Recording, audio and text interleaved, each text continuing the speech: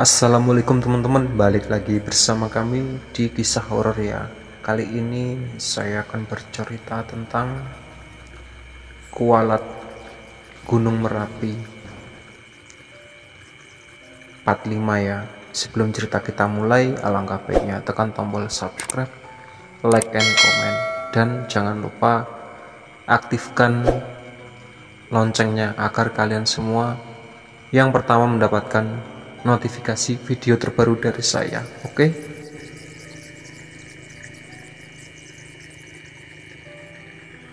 Bangsat, mana anak itu? Ipang terbalik. Dengan kepalanya tangan hampir sebesar buah naga, langkahnya tergesa, diiringi nafas yang memburu. Bang, tahan emosi kamu. Tanganku hampir menahan kedua pundaknya, namun dengan gerakan seorang jawara, ia menepis dengan mudah. Tangan aku yang kiri belum nyicip pipinya, ucap Ibang murka. Matanya mendelik. Ibang tak mengindahkan perintahku, wajahnya memerah, di kepalanya seperti muncul sebuah tanduk yang panjang dan besar dan runcing. Langkah kakinya pun terhentak keras. Ibang menghampiri kembali area pos 2. Ibang berdiri di tengah-tengah area itu, berputar melihat sekelilingnya, menelusuri setiap sudut. Ibang berdiri di tengah-tengah area itu, berputar melihat sekelilingnya, menelusuri setiap sudut. Tangannya masih dalam keadaan mengepal. Asap di kepalanya semakin membumbung tinggi ke langit, bersatu padu dengan kabut tipis yang menyelimuti. Ega mana? Loh, aku tunggu di sini, ucapnya kesal. Tak ada jawaban yang menyahuti panggilan Ibang. Ega, teriakan Ibang mengganggu istirahat pendaki lain. Kenapa, Mas? Tanya salah seorang pendaki yang keluar dari tendanya. Ibang mana? Dipandangi oleh semua pendaki yang ada di area itu. Semua mata menatapnya keheranan. Mungkin mereka berpikir, mengapa orang gila dibiarkan mendaki gunung? Ibang semakin memancingkan matanya, melihat ke semua pendaki yang bermunculan dari tenda. Ada yang namanya Ega? Tanya Ibang dengan teriakan. Semua pendaki menggelengkan kepala, tapi Ibang sepertinya tidak mau tertipu begitu saja. Dengan lantang ia berkata, "Jangan ada yang bohongin aku. Tadi aku dengar suaranya. Kalian sembunyikan di mana?" Kali ini Ibang tak main-main. Sepertinya ia memang mau menghabisi Ega. Jika saja ia menemukannya, tanpa ancang-ancang, Ibang melangkah cepat ke setiap tenda untuk memeriksa isinya. Tak ingin sesuatu hal yang buruk terjadi, aku berlari menuju Ibang yang sedang mengobrak-abrik tenda pendaki lain. Sepertinya pendaki lain tak ada yang berani kepada Ibang, karena memang mereka mungkin terlebih dahulu takut dengan melihat perawakan Ibang. Bang, udahlah, kamu jangan malu-maluin gini. Aku memberanikan diri menarik bajunya. Sebenarnya aku segan kalau melihat Ibang sudah penuh amarah seperti itu. Melihat kepala Ibang yang berukuran tak wajar itu membuat nyaliku sedikit menciut. Bisa saja dia menghajarku, akan tetapi yang kupikirkan saat itu harus menghentikan reaksi sahabatku itu sebelum yang lain kena imbasnya. Dia mendorong keras bahuku lalu berkata, "Dip, kamu belain si Ega?" Tanya Ibang semberani mengerutkan dahinya. Bukan belain, Bang. Lihat sekitar kamu baik-baik. Kamu gak malu apa? Tahan emosi kamu. Kalau emang si Ega gak ada dan tadi cuma kebetulan halusinasi kita aja gimana? Kutahan segenap rasa seganku kepadanya. Apapun yang terjadi, aku siap menjadi pelampiasan yang pertama. Ibang menghela nafas panjang. Beberapa kali ia tarik dan hembuskan. Matanya sedikit terpejam. Kepalanya melemah, ia tertunduk sebentar dan mendongakkan kepala ke langit. Ya sudah, kita lanjut aja. Maafin aku ya bro, tandasnya. Syukurlah, emosi Ibang dapat diredakan, meskipun sedikit banyak aku menanggung malu pada pendaki lain di atas tindakannya. Aku tidak bisa membayangkan jika Ibang menghabisi Ega. Mungkin pendakian ini akan dimuat di surat kabar dengan berita berjudul "Seorang pendaki dibunuh temannya sendiri". Yoyo dan yang lainnya menungguku di jalur pendakian. Mereka memang sudah menyerahkan situasi seperti ini kepadaku. Buatku ini sebuah dilema besar. Aku harus berusaha mengendalikan egoku sendiri demi sahabat-sahabatku. Matahari sudah sedikit jatuh ke ufuk barat. Aku meminta semua untuk melanjutkan perjalanan dan berusaha meredakan keresahan teman-temanku dengan berkata bahwa mungkin saja tadi itu kita kompak salah dengar. Mungkin itu suara yang kebetulan memiliki suara yang mirip dengan Ega, atau mungkin itu suara angin yang bergesekan dengan bebatuan.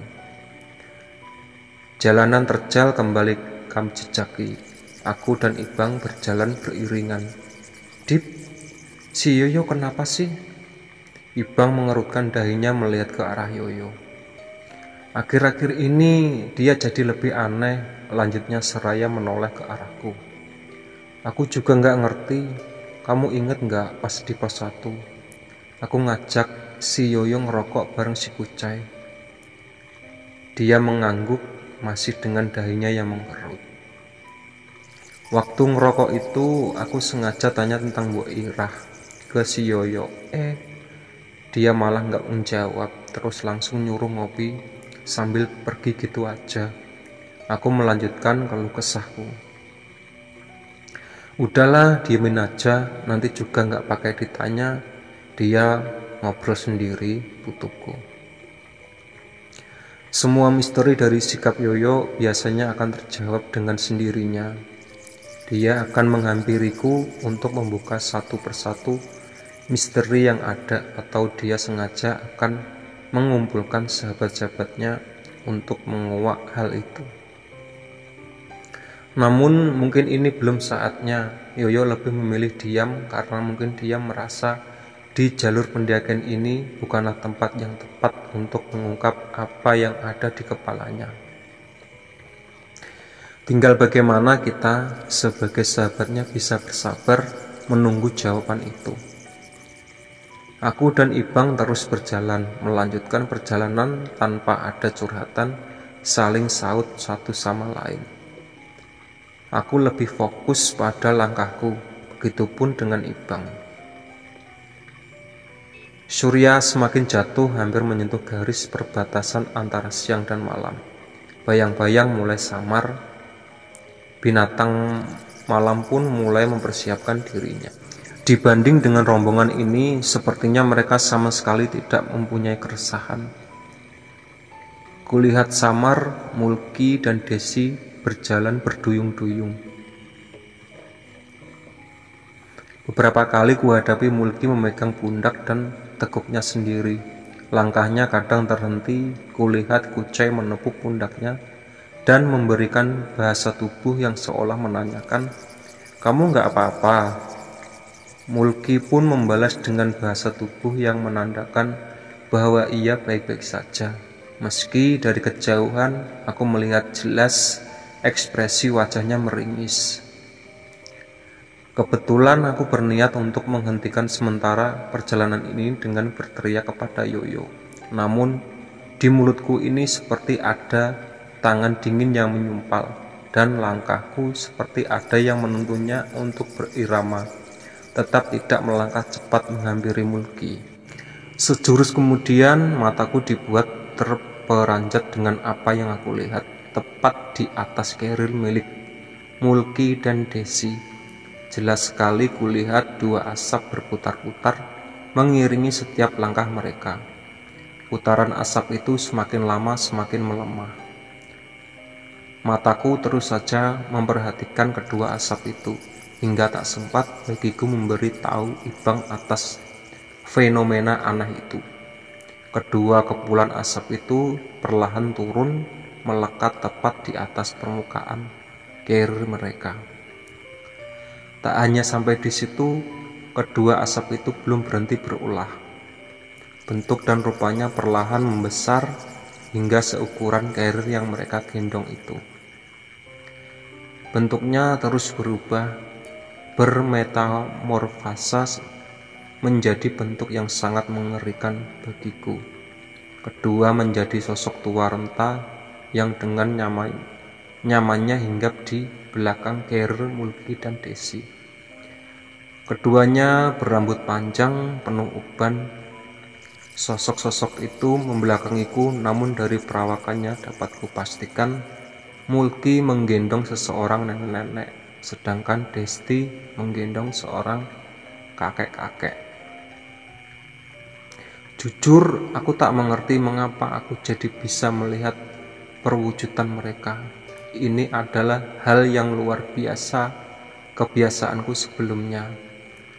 Bahkan di rumahku yang terkenal angker itu pun, aku tidak pernah menjumpai satu pun sosok mengerikan seperti apa yang sedang aku lihat di depan mataku ini. Oh Tuhan, kenapa ini? Aku hanya bisa menelan ludah beberapa kali. Langkahku ini tetap saja tidak bisa ku percepat. Padahal aku ingin sekali memberi tahu Mulki bahwa sedang ada yang tidak beres dengannya. Aku mencoba untuk meneriaki saja, tetap semakin keras usahaku ingin berteriak, semakin kuat pula tangan dingin itu menyumpal mulutku. Aku sebenarnya tidak ingin kalah dengan apapun yang sedang menyumpalku itu. Demi apapun, aku tidak mau sahabatku kenapa-napa. Belum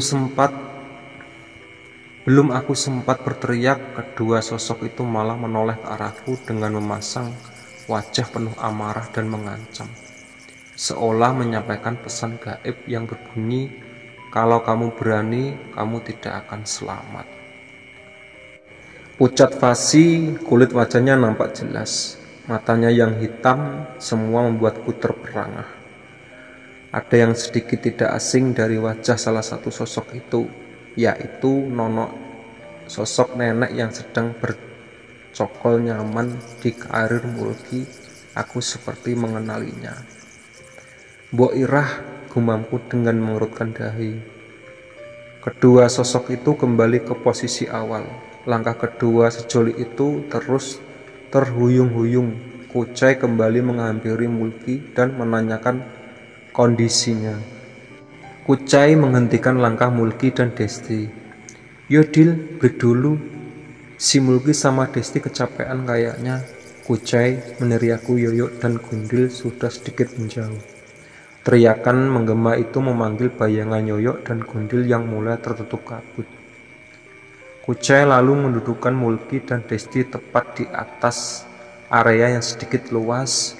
Masih ada celah bagi pendaki lain untuk lewat. Syukurlah, Kucai mewakili kepanikanku yang tertahan. Bayangan Yoyo dan Gundil semakin jelas mendekat. Yoyo tergopoh-gopoh diikuti oleh Gundil. Begitupun Ibang, dia tergesa-gesa menghampiri Mulki. Sedangkan aku, entah apa yang menahanku ini, susah sekali disingkirkan. Aku berjalan pelan menghampiri teman-temanku yang sedang mengerumuni Mulki dan Desti. Aku tidak berani melihat dua sosok mengerikan itu. Lebih baik ku alihkan pandanganku ke arah yang lain. "Kenapa Mas?" sahut salah satu seorang pendaki yang menyusul kami. Enggak apa-apa Mas, teman saya cuma kecapean aja," jawabku sedikit terbata-bata.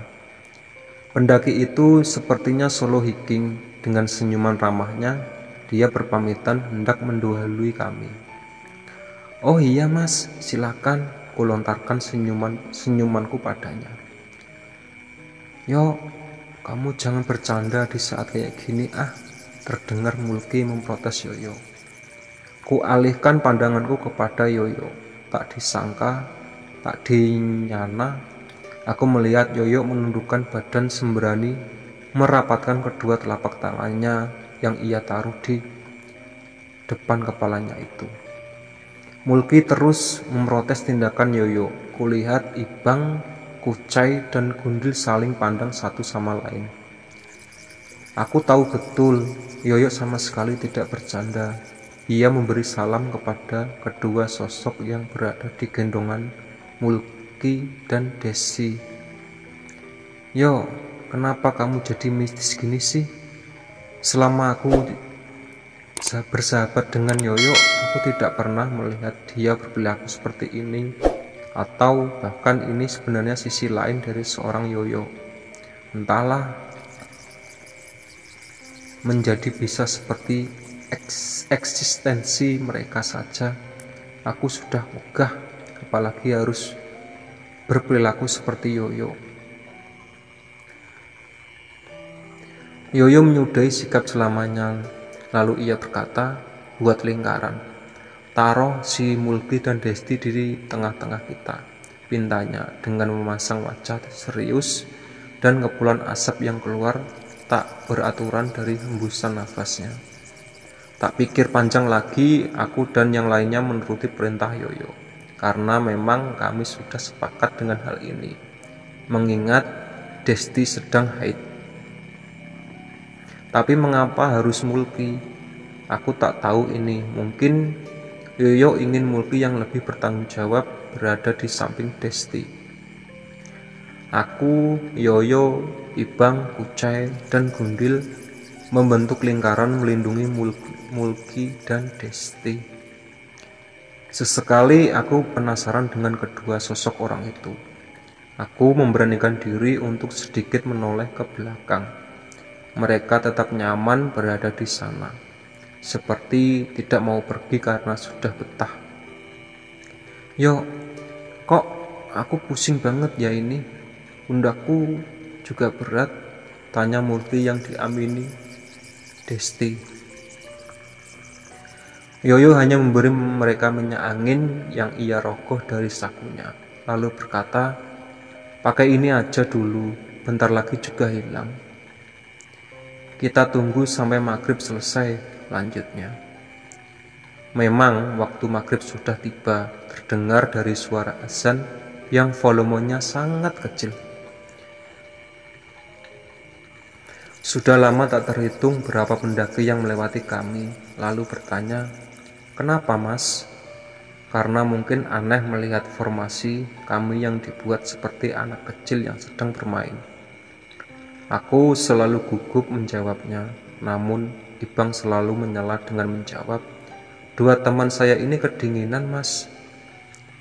Ia kedinginan, sampul yang bagus untuk menyembunyikan kedua sosok orang tua itu. Gelap mulai mendominasi. Aku meminta semua untuk memakai headlamp.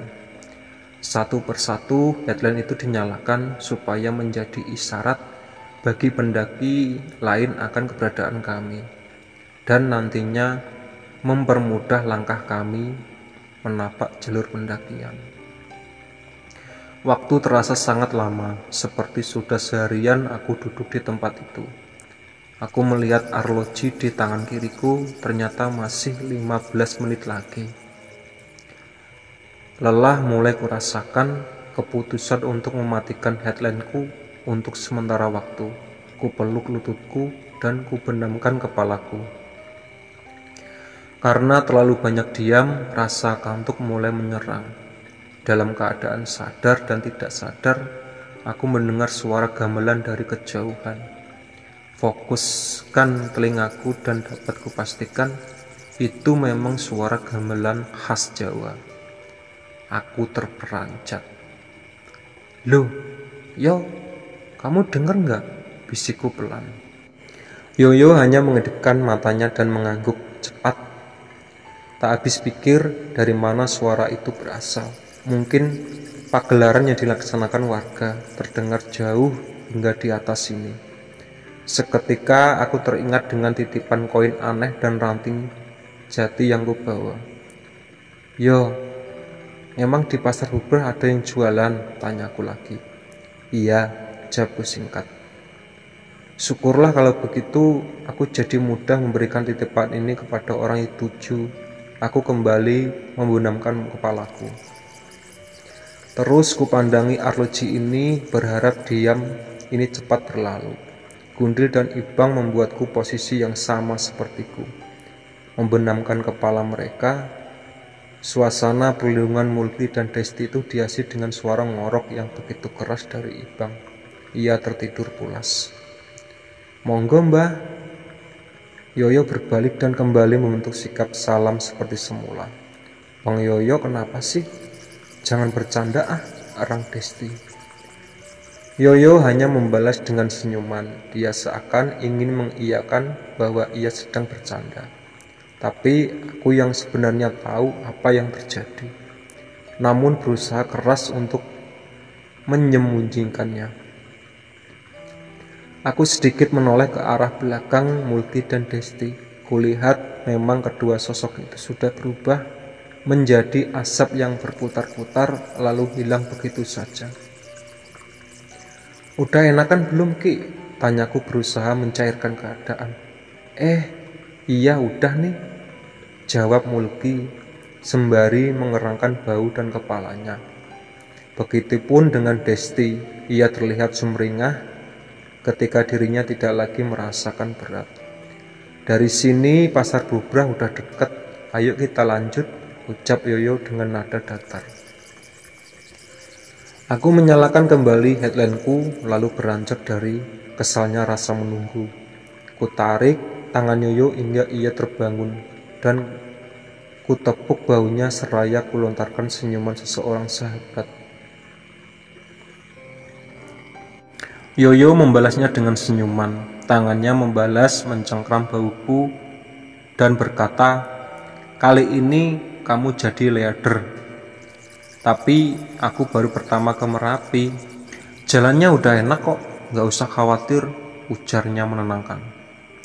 Dengan sedikit terpaksa, aku menyetujuinya. Beban berat bagiku yang pertama kali ke Merapi, mengemban tugas sebagai seorang leader, tapi apa mau dikata, Yoyo sudah mempercayakan kepadaku, sehingga tidak boleh aku sia-siakan. Pendakian dilanjutkan, dinginnya hawa Merapi semakin menusuk hidung. Menembus tebal jaket, nafas pun mulai sedikit tidak beraturan. Beberapa ratus meter berjalan di sebuah tanjakan, ku putuskan untuk sejenak menghentikan langkah.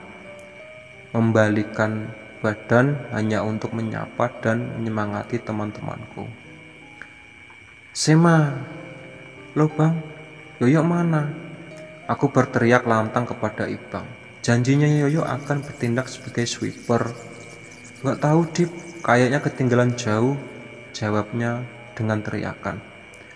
Aku memutuskan untuk menunggu Yoyo. 5 menit berselang, aku melihat kepala Yoyo yang menyembul keluar diikuti dengan badannya secara utuh, melangkah pasti menaiki tanjakan.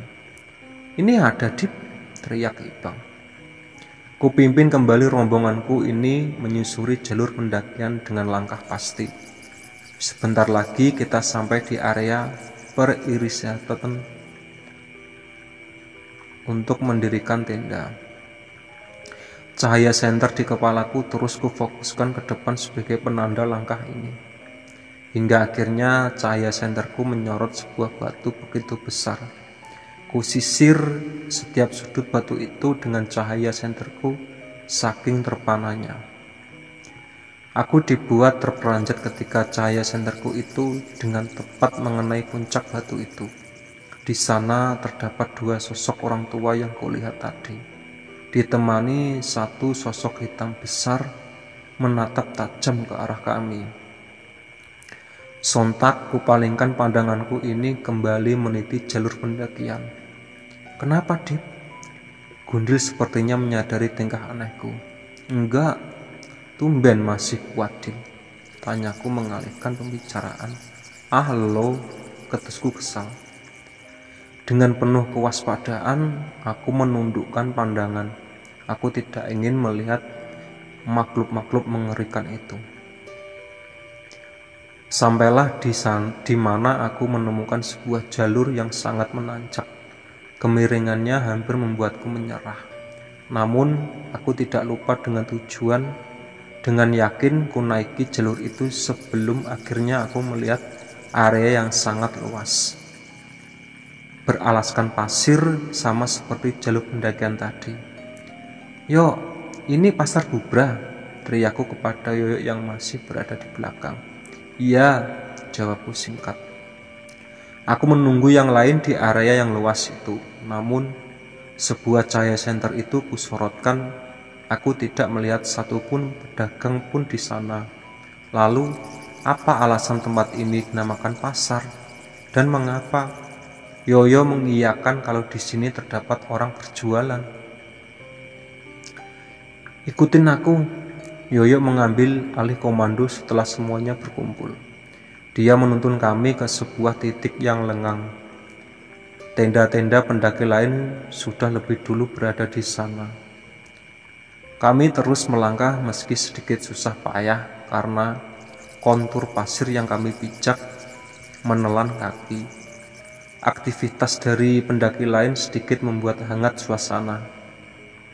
Bayang-bayang hitam besar puncak Merapi meluruhkan semua lelah. Luar biasa sekali tempat ini. Tidak terbayang olehku betapa dahsyatnya letusan Merapi yang menelan jiwa kuncanya sendiri beberapa tahun lalu. Semenjak kutudukkan hati untuk mendoakan korban-korban yang meninggal dunia akibat kejadian naas itu. Al-Fatihah. "Amin," bisikku sembari mengusapkan kedua tanganku yang sudah terasa seperti es batu. Kudongakkan kembali kepalaku mengikuti Yoyo yang hampir menemukan area untuk berkemah. Tak sengaja aku melihat sebuah papan yang tertulis dari kayu yang kutempelkan pada 3 buah batang kayu berdiri tegak. Pasar Bubrah. Terang dari tulisan di salah satu papan. Akhirnya aku sampai di tempat ini. Papan itu membuatku terpaku. Kutelusuri setiap sisinya, membiarkan yang lain lebih dulu melangkah. Terdapat sebuah tulisan yang membuatku merenung. Tulisan berbau peringatan itu berbunyi, "Di sini lebih baik aman. 1 orang kerasa banyak.